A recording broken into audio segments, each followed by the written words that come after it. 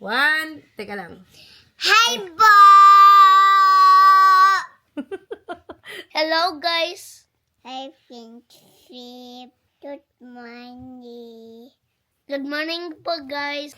Today po, we're going to talk about respect. Respect.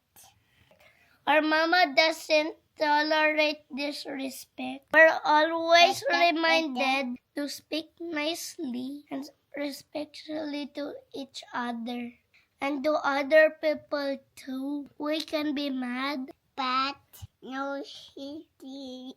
can tease each other in a funny way, but not to hurt each other's feelings.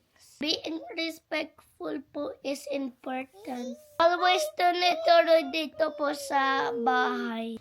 Oh, anong gagawin mo, dear, if someone is talking to you? I need to pay attention and look them in the eye. Tama.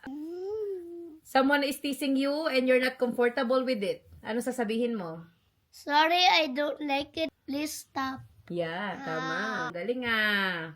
O tapos, ano pa ba?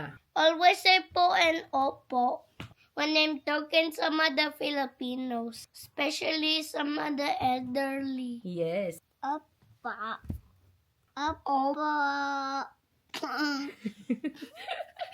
Mother kids, be respectful to your parents, ha? We're not perfect Thank po, you. pero we're learning. And Basta listen sa parents. listen to your parents.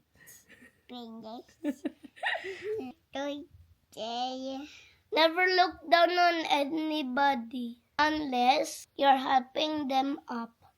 Bye-bye. Bye-bye!